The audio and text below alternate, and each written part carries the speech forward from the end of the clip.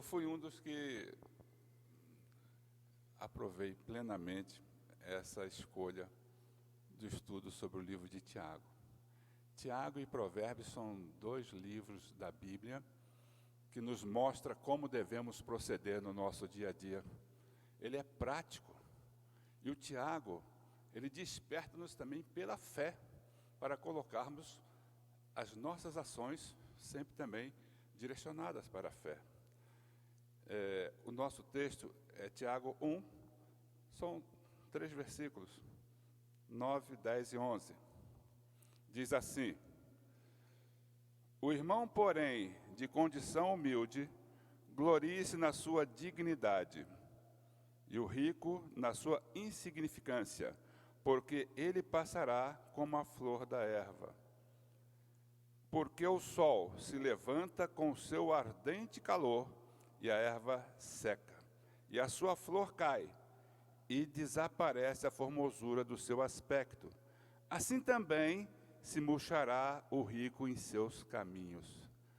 Pai, mais uma vez, ajuda-nos, Senhor, na nossa incapacidade, e fale, Senhor, aos nossos corações, em nome de Jesus. Amém.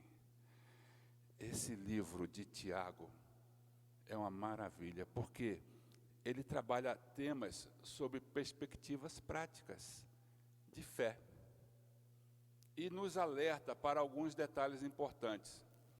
O primeiro é que ele, como já foi falado nos que me antecederam, ele busca nos encorajar diante das provações. Quem já não passou em provação, né? Em qualquer situação, seja uma situação de uma pessoa humilde ou não, sem preconceito, a gente deve sempre escolher as pessoas e falar com elas. Mas escolher como? Pelo amor. Você vê uma pessoa em sofrimento? Fale com ela. Encoraja de acordo com a palavra de Deus. Esse livro de Tiago nos dá essa possibilidade sempre de nós termos uma palavra baseada nas Escrituras, que é a palavra de Deus, não é nossa, mas nós devemos guardar isso no nosso coração. A Bíblia nos ensina que o homem bom tira do bom tesouro, né, que está no seu coração, as boas coisas.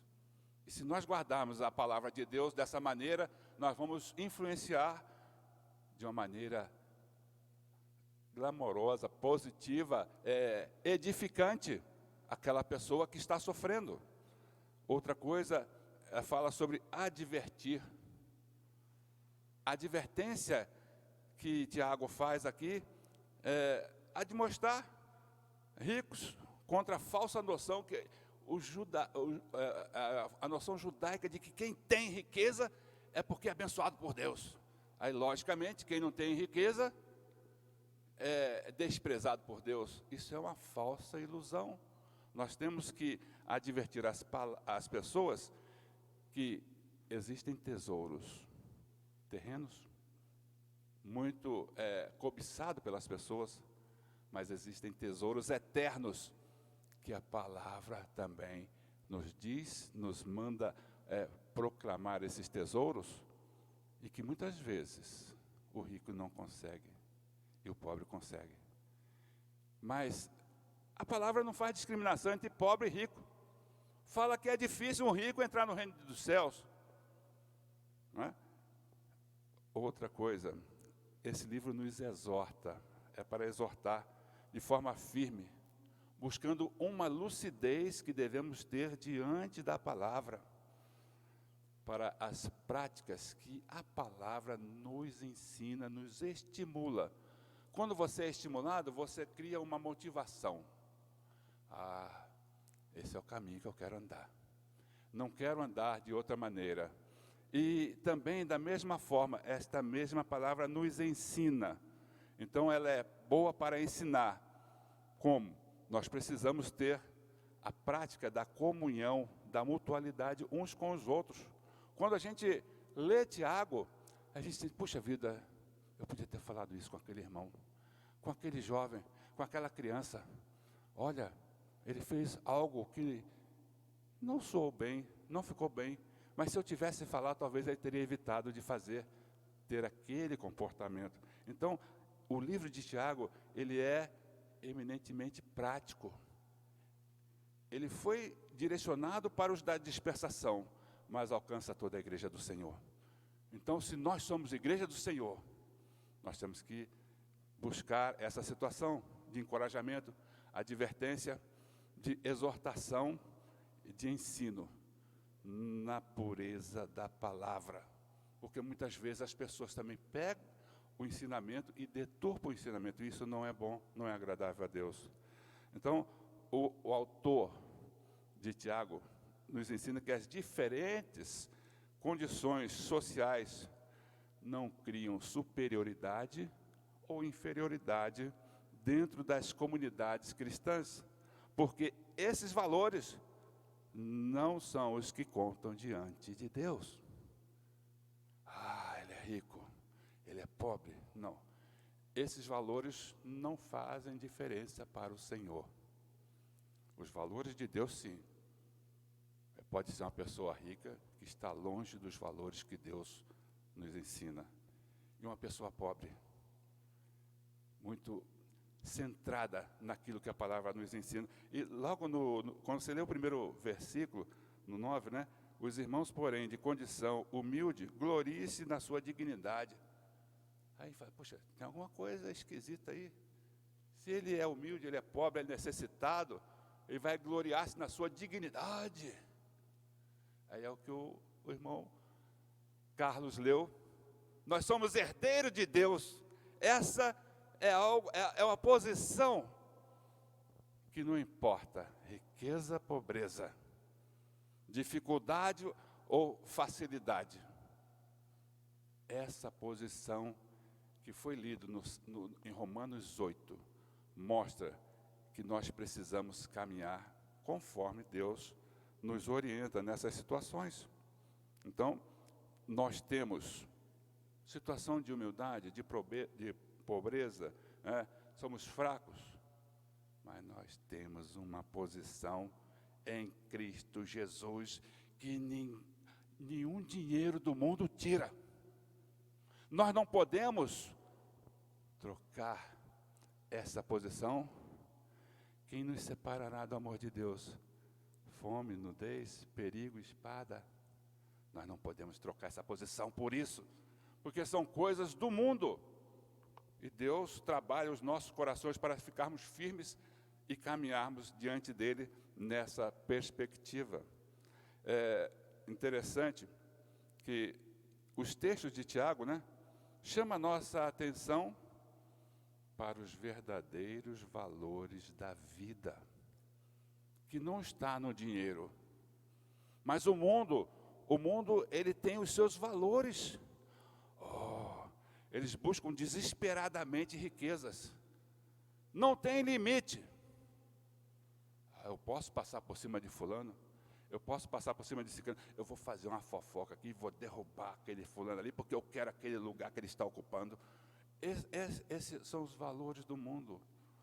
Busca riqueza e posição a qualquer custo, a qualquer preço, fazendo mal para outros. Mas isso são valores eternos? Não são, são valores transitórios. São valores que passam. A dificuldade que nós experimentamos momentaneamente deve nos levar a considerar a nossa posição de dignidade, posição de nos gloriarmos em quem? Em Cristo, nosso Senhor. Isso faz toda a diferença. Nós não podemos ser mordido, né, pela mosca azul, que se fala, do mundo, que prega a riqueza. Quem é que pregou isso? Se prostrado me adorardes, eu te darei tudo. Satanás é que faz essas ofertas para os nossos corações.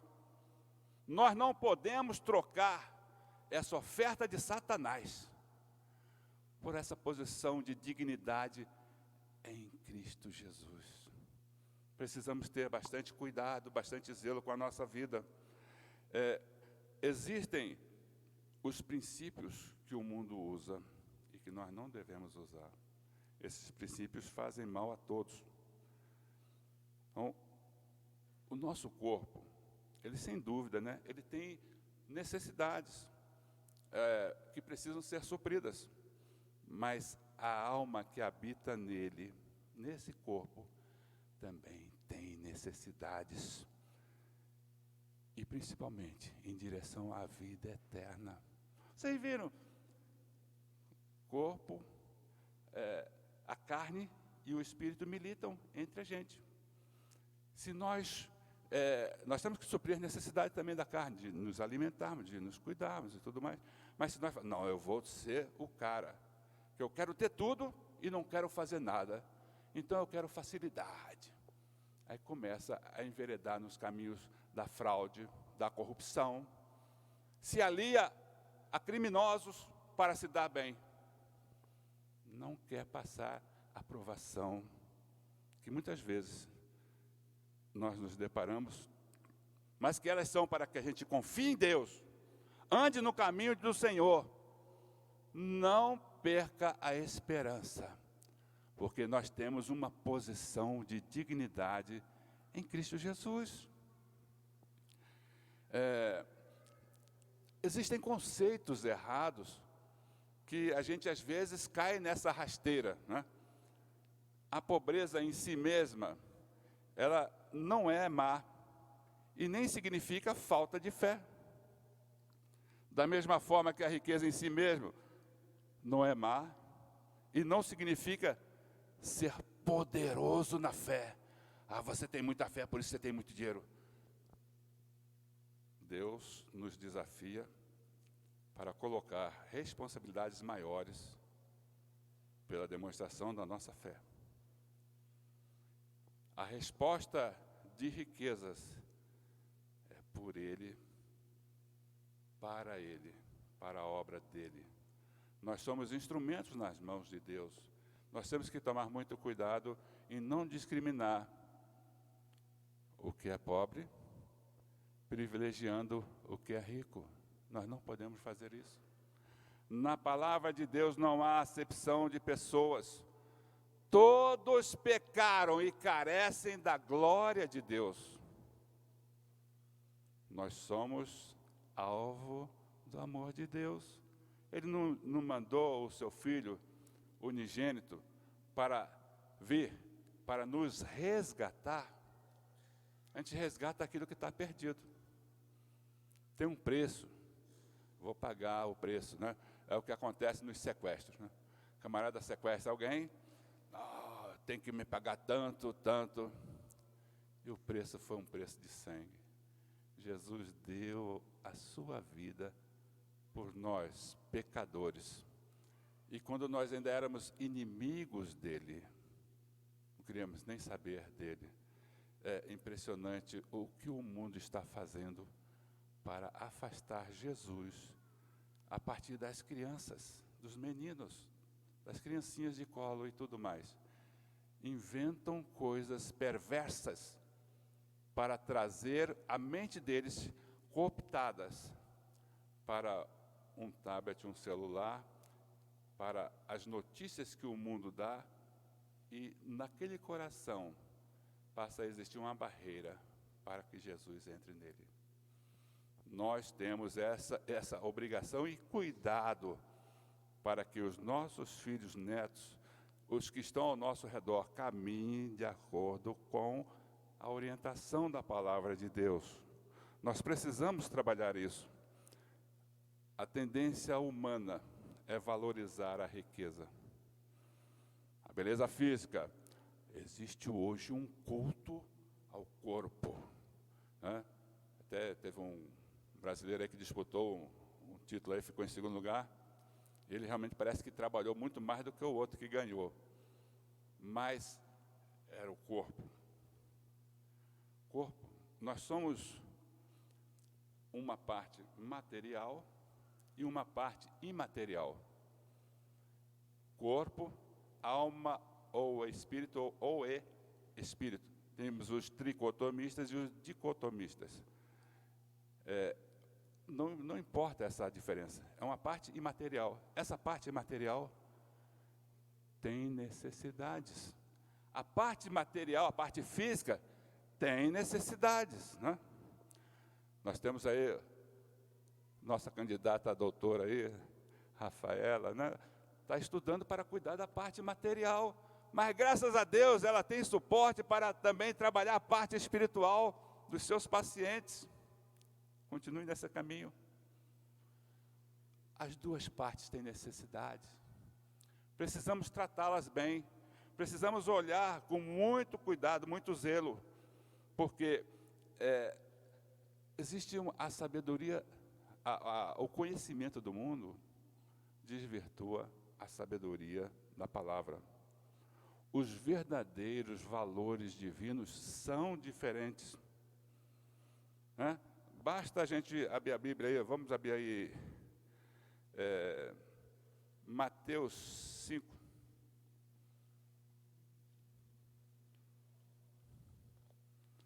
A gente fica falando muito de algumas coisas, mas vamos, uma parte, a praticidade bíblica diz assim, Mateus 5:3 diz assim: bem-aventurados os humildes de espírito, porque deles é o reino dos céus. Aqui não fala assim, bem-aventurados os que têm muito dinheiro, porque deles é o reino dos céus. Não, os humildes. Você pode ter muito dinheiro, mas pode também ser humilde. Não precisa ser arrogante. O dinheiro faz as pessoas terem uma arrogância a mais, né? Bem-aventurados os que choram, porque serão consolados. Eu não preciso de nada, eu tenho tudo que eu quero, eu não vou chorar por causa disso, por causa daquilo. E ver as pessoas passando necessidade e não atendem. Esses são os valores do reino, os valores eternos, aqueles que consolam os que sofrem.